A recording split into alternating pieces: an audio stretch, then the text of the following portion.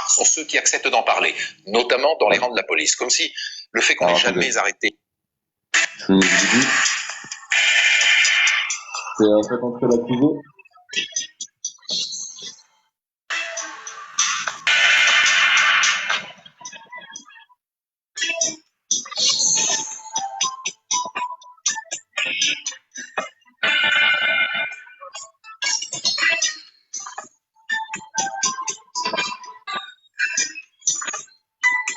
Pasteur protestant qui, à la fin des années 80, était devenu le pasteur à Paris des minorités sexuelles, homosexuels, travestis, transsexuels, sadomaso, mais aussi pédophiles. Le pasteur Doucet a disparu le 19 juillet 1990 de son domicile à Paris. On a retrouvé son corps 3 mois plus tard, en forêt de Rambouillet, assassiné. L'enquête a montré très vite que le pasteur était très surveillé par la police et en particulier par les renseignements généraux. Les RG seraient-ils allés trop loin dans cette affaire? Ce qui est certain, c'est que 15 ans plus tard, très rares sont ceux qui acceptent d'en parler, notamment dans les rangs de la police. Comme si le fait qu'on n'ait jamais arrêté les meurtriers du pasteur arrangeait beaucoup de monde. Je suis chrétien pratiquant. Pour moi, la personne et l'œuvre de Jésus-Christ sont l'essentiel dans ma vie. Mais je suis également homosexuel pratiquant et c'est aussi un élément essentiel de ma vie. Lui, il était un peu tout fou, il voulait absolument... Ajoutez mon compte Putain Filtré 23, je vais sauter en montrant ça. Je pense là qu'il a franchi la ligne chaude, en diffusant notamment cette revue Gay France. C'est mon compte, mon vrai compte Putain Filtré 23, je vais sauter là. Une apologie de la pédérastie, mais de pédophilie. Depuis plus de 2 semaines, on est sans nouvelles d'un ancien pasteur, Joseph Doucet, un homme surtout connu pour son action en faveur des minorités sexuelles. Pourquoi, tout à coup, le pasteur Doucet a intéressé les renseignements généraux? La question est là. J'ai effectivement tiré un coup de feu. Il est quand même inquiétant pour un État français, pour un ministère de l'Intérieur, qu'un de leurs fonctionnaires ait pu faire cela. Vergès. À Madame le juge en disant « Je vous demande d'inculper monsieur ». L'avocat du diable, ceux qui connaissent son nom, il était fort lui. Hein. C'est le crime parfait là, le corps putréfié. Ça peut être le crime parfait.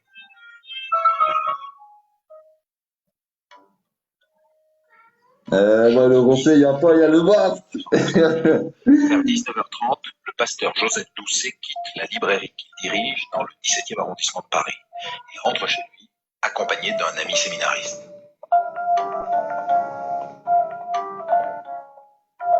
Le pasteur habite à 2 pas, rue Claireau. Son domicile abrite aussi l'association qu'il dirige, le Centre du Christ Libérateur. Non, il a été avocat d'un nazi. Les 2 hommes sont attendus pour C'est pour ça qu'on a dit l'avocat du diable. Guy Bondard. Le pasteur passe un coup de fil ou quelques coups de fil se passent et la sonnette retentit à l'extérieur. Bref. 2 hommes sont sur le pas de la porte. Franchement, ce reportage, il est long. Il dure 1h08. Donc, je vous invite à le voir. Vous tapez, faites entrer l'accusé, le pasteur Joseph Doucet, ou simplement le pasteur Joseph Doucet. Et là, je suis à fond en train de me faire signaler. Tac, tac, tac, tac. Donc, de toute façon, je vais stopper le live. Vas-y. En tous les cas, c'était cool, hein. Franchement. Il en faudrait plus des gens comme toi à cette heure-ci pour dénoncer et pour ouvrir des lives comme ça. C'est plus intéressant à cette heure-ci que se prendre la tête pour des détails. Bien sûr, le cynophile. Mais vas-y, si tu veux détailler, quel genre de sujet on se prend la tête pour rien et quel genre de sujets sont plus... Mon Telegram, si vous allez sur mon profil, Python Filtré 23, et il y a un Telegram dessus. Mon frérot, si tu veux détailler, vas-y, hein, si tu veux parler, avant que je termine le live, si tu as des choses à dire, si tu veux t'exprimer sur des choses, on t'écoute, t'as la parole, mon rêve. Les sujets de société qui tournent sur TikTok un petit peu en ce moment, parce que comme je tourne un petit peu partout, et que je suis accepté à peu près dans toutes les communautés, j'habite dans un quartier populaire, je connais un peu de monde, donc du coup, ouais, je vois qu'il y a des lives à cette heure-ci qui s'ouvrent sur sur des guerres de religion, des trucs qui n'ont pas spécialement de sens comparé à ce que tu dénonces aujourd'hui, tu vois. Je trouve ça limite minime, tu vois. Bien sûr. Je pense il y a des choses à cette heure-ci où les gens ils devraient être plus concentrés, plus focalisés dessus, puisque tu sais, c'est nos enfants. Tu sais, j'ai un fils qui grandit. Bon, pour l'instant, tu vois, dans de bonnes conditions. Et moi, perso, j'ai pas peur. J'habite un quartier populaire. Je crains pas pour mon enfant. Je peux le laisser dans la rue, même solo, ce que je ne fais pas. Hein. Mais il y a aucun souci, tu vois. Mais dans les quartiers aussi, frérot, fais très attention, parce que même dans les quartiers, ça peut se produire. Hein. On a l'abri nulle part. On est en sécurité, on est en vase clos, nous. En vrai, il y a des fous partout. Dans les quartiers, regarde bien ce qui s'est passé. Il y a eu des gens qui ont été violés directement. Le mec, il a voulu défendre sa fille parce qu'il y a eu des gens qui sont montés chez lui le violer. Il a été en prison. Il était passé sous PMP et tout. Rappelle-toi.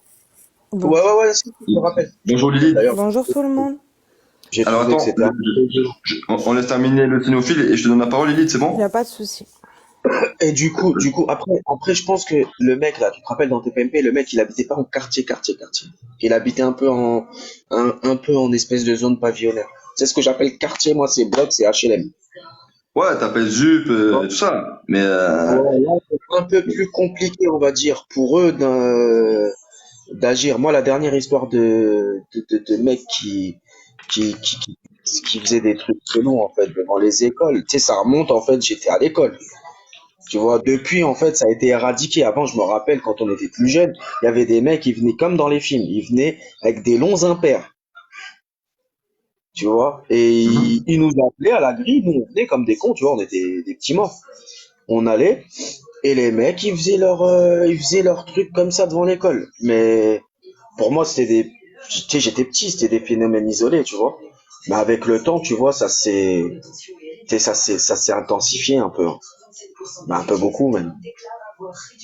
Bien sûr. Tu vois, C'est que il y a eu aussi les réseaux qui ont mis une mise en évidence. Avant, on n'en parlait pas beaucoup parce que, tu vois, on gardait ça entre nous, on était petits, on comprenait pas les enjeux, tu vois, et tout ce qu'il y a avec ça. Mais là, en grandissant, frérot, et les réseaux qui prennent de la proportion, les réseaux sociaux tu vois, où on peut montrer des choses, où on peut en discuter, les faits divers qu'on peut se partager. Chacun fait des recherches, chacun tombe sur des trucs différents. Il y en a, ils vont chercher tu vois, de la pédocriminalité, il y en a, ils vont chercher, tu vois, des satanistes chez les francs-maçons, il y en a, ils vont chercher, tu vois. Et après, on fait tout un lien, tu vois ce que je veux dire. Donc, il y a ça aussi qui fait qu'il y a plus d'impact alors aujourd'hui. C'est clair, tu sais, franchement, ça devient de plus en plus triste, hein. Ça veut dire un mec pour il va au star, et un mec comme Palmade à cette heure-ci, il est dehors, il se marie, il va en boîte, il continue à consommer, c'est normal. C'est ça. Alors attends, on va faire réagir à Lilith. Lilith, tu voulais réagir? Lilith? Oui, désolé, j'essaie de commenter. Du coup, le cinéphile, moi, je suis montée parce que je suis pas entièrement d'accord avec toi sur le fait que dans nos quartiers, on est à l'abri. Pas du tout. Parce que dit loyer modéré qui dit que ceux qui ont été arrêtés vont être relâchés dans un endroit où ils pourront payer le loyer. On n'est pas avertis ici en France. Et moi, je pense qu'on est peut-être même moins à l'abri parce que du coup, comme on a l'habitude de tous vivre ensemble, on se fait tous confiance les uns les autres. Combien de mamans, sans connaître réellement toutes leurs copines, hein, combien de fois on a on a demandé à une femme ou une personne qu'on connaît parce que nos enfants ils ont fait leur maternelle ensemble. Oh, est-ce que tu peux me récupérer mon fils? Oh, est-ce que tu peux le surveiller? Je dois aller faire ça vite fait. Sauf qu'il y a 5 minutes qui suffit. Moi, je m'en suis rendu compte il y a 1 an de ce comportement que j'avais des fois de dire à des copines, des mamans copines, hein, tu peux surveiller mon fils 2 minutes, je vais à Carrefour, je vais chercher des glaces aux enfants. Un truc banal, ce qui te prend 5 minutes. Hein. Et il y a 1 an, on a arrêté un pédophile dans mon quartier. Quand j'ai appris à faire du vélo à mon fils, ce pédophile était sur la place avec son enfant. Oh, mais c'est pas ce pédophile à qui tu confiais ton enfant. Tu lui disais va chercher mon fils à l'école. Mais ça aurait pu, tu vois. Après pour donner, regarde, je vais être vraiment transparent et sincère. Hein. La pédocriminalité et les actes satanistes envers les enfants, la plupart du temps, et c'est réel. Ça vient. Le truc, c'est que ça vient d'un certain coin, ça vient d'Afrique, ça vient d'Égypte et tout ça, tous ces rituels sataniques, la franc-maçonnerie. Et donc là où il y a le plus de francs-maçons et de satanistes, c'est en Afrique. N'oubliez pas ça. C'est-à-dire que des fois, vous avez des gens, ils peuvent vous montrer une certaine image, à côté, vous savez pas ce qu'ils font avec vos enfants, vous savez pas de quelle manière ils leur parlent, vous savez pas ce qu'ils leur mettent comme idées dans la tête. Est-ce que quand vous arrivez dans l'aéroport d'Alger, vous savez que c'est un coin franc-maçon? Non. Vous savez pas? Vous savez pas? Après, je peux vous le prouver, hein. Vous tapez aéroport d'Alger, vue du ciel, et vous voyez directement, en fait, voilà, l'équerre et le compas, le triangle. C'est sympa, aéroport d'Alger, vue du ciel. Donc faites très attention, c'est pour ça que moi je suis pareil, je suis d'accord avec Lilith. Faites très très attention, vous êtes à l'abri nulle part. Quartier, cité, ZUP, au contraire, comme elle dit, pour moi, vous êtes encore plus exposés. Et c'est souvent, et attends, pour terminer, c'est souvent là où d'ailleurs, il y a beaucoup de gens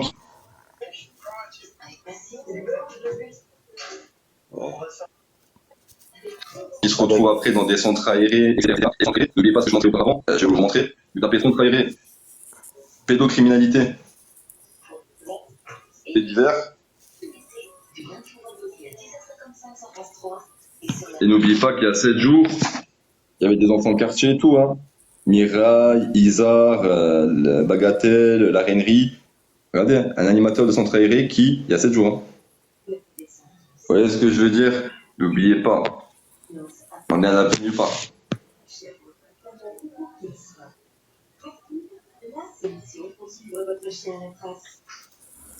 Du coup, continuez, je vous laisse la parole à tous les deux, continuez, j'ai trop parlé. Donc du coup, voilà. Et moi, je suis dans l'animation aussi. Et des fois, on se retrouve avec des cas de figure où on a des personnes bizarres qui restent devant les fenêtres à regarder les enfants. Le plus dur, je crois, c'est que quand des personnes qui connaissent l'enfant viennent lui dire bonjour, parce que nous, on connaît pas toute la famille de l'enfant ou tout l'entourage de l'enfant, et les gens, ils se permettent de venir comme ça au sein du groupe. Donc vous êtes en train de travailler, vous avez une trentaine d'enfants, et vous avez une personne qui arrive comme ça et qui prend un enfant dans ses bras. Et vous savez pas qui elle est. Et quand vous, du coup, vous lui expliquez qu'elle peut pas faire ça, vous finissez des fois dans des disputes avec des familles. Et quand vous leur expliquez votre point de vue, on vous sort souvent la phrase de « Oui, mais faut arrêter de voir le mal partout ».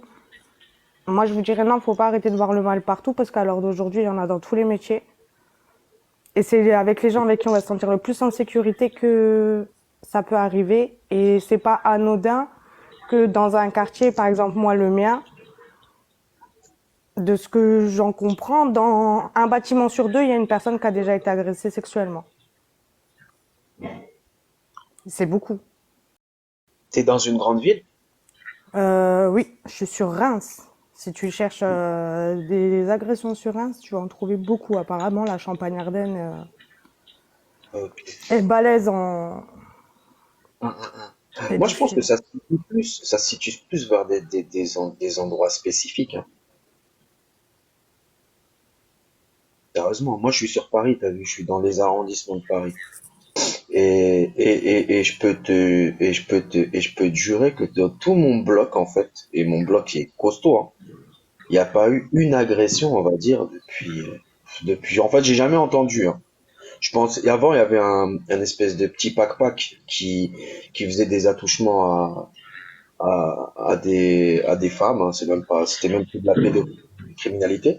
Mais sinon, mis à part ça, perso, nos enfants, t'as vu, ils peuvent sortir tranquilles, ils sont dans la cour, ça bouge pas, on est aux fenêtres, tu vois, il y a personne qui passe, les gens, on les connaît depuis X temps. Tu sais, des fois. Ah, bon, bref, t'as vu, je me permets de raconter une anecdote, tu vois, j'ai un pote à moi, t'as vu, il me disait la même chose.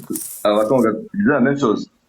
Et tu sais, t'as vu, il me disait, moi j'ai mis dans un quartier sécurisé, il racontait la même chose, frérot. Et qu'est-ce qui se passe, tu vois? Il y a pas longtemps, il entend crier. Tu vois, il entend crier comme ça, il va à la fenêtre, il voit des mecs, ils sont en train de tabasser un gars. Il arrive, il demande ce qui se passe. Et en gros, ce mec-là, il avait une piqûre dans la main, et il voulait piquer justement des enfants pour les amener avec lui. Sauf qu'il y avait une mère de famille qui a eu le temps de le pousser. Et il y a des gens qui ont vu ça, ils ont sauté. Mais, frérot, le mec, il était quand même là avec une aiguille à la main. C'est-à-dire que des gens qui veulent, et dis-toi que l'argent, moi, tu vois, je vais te dire, il y a beaucoup de quartiers où il y a justement du trafic d'humains, etc., etc. Et ça, c'est pas mis en avant. Tout ça, c'est pas dit parce que les gens, ils veulent terrer. Il y a la loi de l'omerta. Mais mon frérot, tout ça, ça existe, ça, dans les quartiers. Les mecs qui sont intouchables. Il y a même des policiers qui viennent dans les quartiers, qui se permettent des attouchements, qui vont faire des viols, etc., etc. Tout ça, c'est réel, mon ref. Et qui que vous soyez, du moment que eux, ils ont le pouvoir et de l'argent, imaginons la Jacques Boutier. Jacques Boutier, il a payé, t'as vu? Tu vas me dire, est-ce que pour toi, la caution, ça existe en France? Non. Non? Eh ben, lui, je vais te montrer qu'il a été libéré sous caution pour 500 000 euros en France. Tu vas me dire, est-ce que c'est normal? Parce que vous n'avez pas le même pouvoir. Vous et eux, vous n'avez pas le même pouvoir. Tu vois le délire ou pas, Boris? Entièrement d'accord. C'est pour ça que je te dis ils sont partout. Les gens, ils sont. Je vais vous montrer d'ailleurs. Je vais vous montrer Jacques Boutier. Regardez.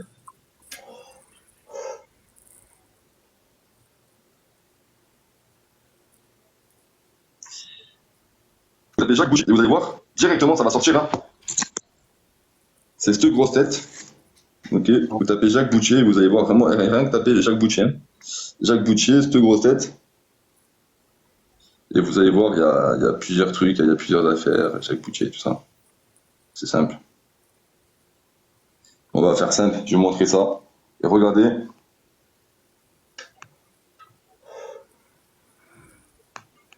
Juste vous montrer sa mise en libération, frérot, en rapide. Et après, je vais vous montrer les viols. Donc, il a été libéré le 21 2023 et remis en liberté avec une caution de 500 000 euros. Il est interdit de quitter le territoire français. Cette remise en liberté provoque une manifestation devant l'ambassade de France au Maroc. Et au Maroc, si tu veux, ça a été super agité par rapport à ça. Parce que ce mec, il a fait un grand réseau pédocriminel, d'ailleurs, avec des femmes, des filles marocaines, où il payait 4 000 euros sur leur virginité et tout ça. Oh putain. Et il y avait des policiers, d'ailleurs, marocains qui étaient payés. Regarde, implication au Maroc, tu vois, Tanger, tout ça, c'est vraiment, c'est un dossier assez lourd. Il faisait payer des Ukrainiennes. Alors attendez, je vais vous mettre des trucs. Je vais vous mettre un truc pimenté pour que vous compreniez bien à qui vous ayez affaire. Alors, le 28 juillet 2022, il déclare au juge qu'il s'est comporté comme il fallait et tout ça. Et en fait, il se passe ça. Des relevés de conversations antérieures à son arrestation sont accablantes. Il déclare notamment: je vais m'en faire livrer une ici, une petite Ukrainienne, les prix ont baissé.